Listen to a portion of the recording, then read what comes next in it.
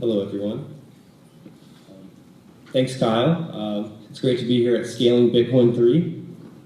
That was a joke. All right, so I'm going to go ahead and talk about speculation during this talk. I think at these kind of conferences and meetups and stuff, it's common to be like, hey, where did you hear about Bitcoin? Or, how do you know Bitcoin? Almost like we're all at this big Bitcoin party and we're asking, how do you know who the host is, right? And I think the answers fall into a few different camps. We have the OG technical guys who have been on the crypto mailing list forever and were there when Satoshi dropped his white paper. Also, we have buckets like people who are politically inspired by Bitcoin, libertarians who identify with the ideology of Bitcoin, and then kind of as this silent majority. Here, my water ball is rolling. Hold on. As this silent majority, or not so silent depending on where you are, we have the normies. The price pirates, the speculators, basically, people who saw an MSNBC special about a hacker currency worth $200 and are now interested in the scene. So I think these people actually get a bad rap in the scene of speculation itself. Price talk is seen as kind of a gossip mag kind of thing, where it kind of is, but speculation actually has a very important function in Bitcoin, I would say. So don't hate, speculate, basically. So speculation actually helps with a lot of different things. Improves market liquidity and efficiency. Speculators also kind of absorb risk. So if you're looking to hedge a bet you've made, speculation helps with stuff like that. And finally, for Bitcoin, I think price speculation was a huge thing as far as the popularity of the space goes. All these kind of articles written about the price crashing and going up a lot bring more eyes to the space in general, which attracts developer talent, venture capital, and in general increases awareness of Bitcoin itself. Right, so I'm all about speculation. Lawnmower is actually kind of a speculation app. It's a Bitcoin investment app, so Bitcoin price speculation pretty much. So I'm all about speculation. Basically in this talk, I'm going to talk about a few different use cases of blockchain technology and cryptocurrency that I think open up new types of speculation. So let's get that started. All right, so first thing we'll talk about is app currency. So apps, mobile apps, web apps, Facebook, Twitter, Snapchat, Instagram, YouTube, etc. Apps are great. They're kind of interwoven with our culture nowadays. It's very common to see everyone using an app. Normal people use apps, right? And they're overall pretty good, but there's room for improvement. First thing I'd like to talk about is kind of revenue models for apps, right? Most apps you see nowadays, the revenue model is based on advertising. I don't think advertising itself is bad. And I don't think it will ever go away completely. I just think that a dependence on advertising revenue is kind of bad. So what I'm proposing is almost like a micro revenue that apps can charge for individual actions in the app. And that's done with a native app currency. So it's easier if I give you an example. Let's say I'm building the Instagram of the future, right? And I'm going to keep using this example, so stick with me. And so for this Instagram, I'm issuing a new currency that's native to the ecosystem. It's called Instacoins, right? And I'm decreeing, as the app maker, that for the lifetime of this app, it's going to cost 100 Instacoins in order to view a photo, right? So as a user, you have to give me 100 Instacoins to kind of unlock a photo for viewing, basically. And in this way, my Instagram is kind of microcharging you for use of my app. And the cool thing about this is it opens up some really cool speculative doors, right? So let's say I'm just starting out with this app, right? It's really young. There's a small community. I have no celebrities on it. The filters all suck. It's a terrible app at this point. Because the app's not as good, people are going to be willing to exchange less Bitcoin for this 100 Instacoin package that can be used to view a photo, right? Now, as the app gets better, I pull on Kim Kardashian and Justin Bieber. I got new filters. It's a bigger community. I have commenting, new features. The app is worth more, right? So people are going to be more willing to exchange more Bitcoin for this 100 Instacoin package that can be used to unlock a photo. Essentially, the exchange rate from Bitcoin to Instacoin improves. And basically, because a certain amount of Instacoins is attached to a particular piece of functionality within the app, the Instacoins are almost directly correlated with the value of the app itself. So this enables a lot of cool things. You can speculate on apps before they IPO, right? You can get in early. And we saw a lot of this kind of back in 2014 with the whole kind of AppCoin thing. But a lot of those were decentralized applications. And in this case, it can easily be a centralized application with, for example, Instacoins as color coins or something like that. Stacks not important. So basically, to summarize, new revenue stream for apps and also allows speculators to get into apps way earlier than they normally would have been able to.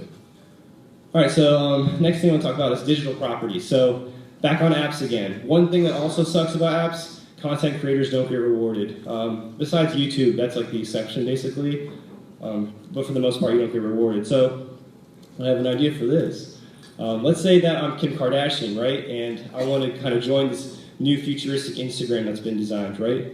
So I'm going to go sign up for a profile. And when I sign up for a profile, Instagram's going to send back to me a bunch of crypto assets that are almost like shares of my profile, if you will. And the owners of these shares essentially receive dividends whenever someone views one of my photos. So let's take it back to a concrete example. So I said before, as a user, I have to pay 100 Instacoins to view a photo on this futuristic Instagram, right?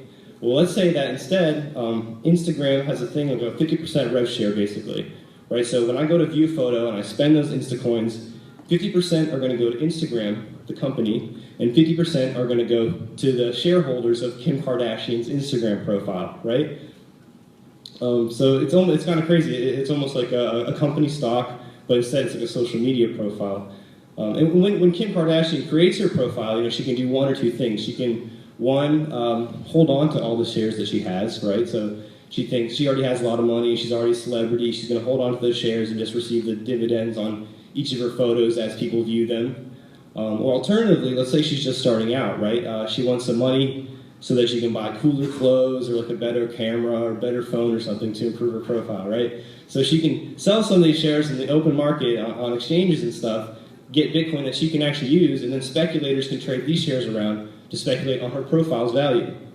And like I said, it's kind of like company stock. I can even foresee a scenario where Instagram opts to try to buy out or acquire a profile if they feel that they'll save money in the long run, right? Like they think Kim's going to keep getting views, so instead of paying those dividends over time, why not just buy out all the shares from her and overall save money over time, in which case the speculators who got in early would be rewarded. Right, so that's kind of what, that's digital properties basically, anything that gives value within the context of an app. SoundCloud profile, an album on YouTube or Instagram profile. Right, so the next thing I'm going to talk about is virtual goods, which is, for the most part, in-game items. So we've seen a trend probably the past 3 or 4 years, kind of the rise of in-game economies, especially with mobile games. You have stuff like in-app purchases, the whole Candy Crush thing with coins and stuff like that. But even before that, we have games like EVE Online, World of Warcraft, Second Life, for example, have huge in-game economies. And the way these usually work is you can put fiat in, trade stuff around and stuff like that, but you can hardly ever get fiat out, right? So you can never really cash out of the game. To get around this, there's a bunch of third-party kind of black market websites, right, where you can bring all of your game items there and then trade them with other players and sell them for real cash. And this is cool, but the only problem is you really risk getting your account banned because 99% of the time it's against the terms of service to kind of do that in a game. And game developers know this, they do this on purpose, right? I think the reason why the situation is the way it is today is because we just don't know any better. Players don't know what they could have, they don't know what they're missing, and game developers are okay with the situation, All the game items you have are just rows in their database. They have absolute control over it. And I think as stuff like virtual reality starts to mature and games themselves become more real to us, we're going to expect more reality to the items within the games. So the solution to that is issuing game items as crypto assets, basically like a color coin or something on the blockchain. So, for example, the next World of Warcraft, right? You would get like a mobile wallet companion app and link it up with your World of Warcraft account, and as you get items in the game that go to your mobile wallet, you could go take that from your mobile wallet and exchange it freely on one exchange, or go buy something on an exchange and bring it into the game, which obviously opens up speculation. And let me give you a more specific speculative example. So these games often release like patches, with new missions, new items, and stuff like that. But usually when they release the patch, the game's gone through, the patch has gone through beta testing and stuff, but Blizzard, the maker of the game, hasn't really figured out all the subtle nuances to the new patch they created. They don't know what strategies work best. They kind of just create a somewhat balanced thing, and it's up to the community to determine what is the best way to tackle this patch. So let's say that you get into the patch early, you find a really good strategy for a couple of the missions, and you find that there's one item that's really, really significant in doing the strategy. And so knowing this, you buy a bunch of this item on open exchanges, or you go in the game and you try to harvest this item. And then once the strategy goes public, let's say someone posts a YouTube video about it, like, here's how to beat this boss with this special item. You've owned a lot of the item, right? So then the item's going to be demanded more, go up in value, and you successfully speculated on a video game item, which I think is really cool. All right, so, I can also see a scenario where instead of specific in-game items, we have kind of a generic in-game item, right? So I can think of like a Toyota Camry as a crypto asset, and maybe it has standardized attributes like a top speed and like a weight, acceleration, stuff like that. And you can take this Toyota Camry and bring it into Gran Turismo, or you could bring it into Forza, or maybe even like Mario Kart, right? And items like this can also be speculated on as well. They don't depreciate like real cars do. So we've talked about virtual versions of real items like cars. Now I'm going to talk about actual physical things. So there's this great TED Talk. It was given within like the past year or two. This guy basically talks about the secondhand Nike sneaker market. And he says it's like a $1.2 billion market. I don't know, I was really shocked by how big it was. Basically what happens is Nike will be like, hey, we're dropping this like collectible Jordan. So people will line up outside, kind of like you see with like when the new iPhone launches and stuff like that. And they'll all line up outside, buy all these Nike sneakers and then go to sell them on eBay for a profit. And the guy who gave the talk, he actually built a website where you build your virtual shoe collection, right? So you own all these shoes in real life and you add them to this bucket on a website. And it kind of tracks it almost like a stock portfolio. So you say, hey, I bought this Air Jordan at $200, I bought this shoe at $100, and then it will track the value of that portfolio based on the market. But there's a couple issues with the way things are done right now. The markets are really illiquid.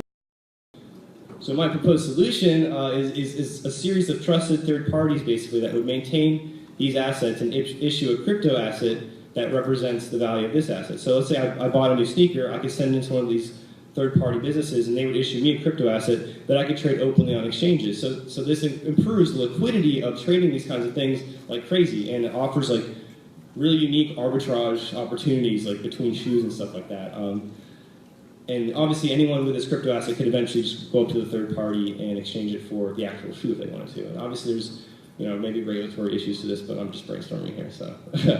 And also I call this pseudo-commodities because, the way I've described things working is kind of similar to how gold commodity markets work, but the definition of a commodity, like the whole idea is like gold is gold, right? Well, a Nike shoe is not an Adidas shoe, but if you get more granular and more specific, a Nike Air Jordan is a Nike Air Jordan, by model. So they're not exactly commodities, but they can behave like commodities, kind of. So these are kind of the three use cases I thought of that, I think are really cool and also have a speculative side to them. This is by no means comprehensive at all.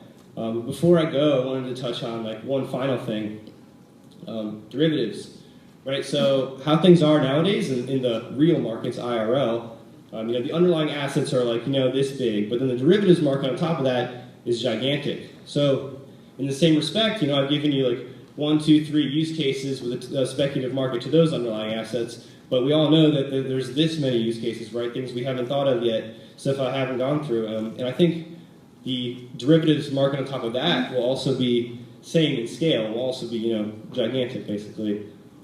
Because all of these are crypto assets, regardless of what blockchain they're issued on, I think eventually we'll have this kind of interoperability between blockchains. We'll be able to create smart contracts with all these assets and create, futures contracts and stuff like that.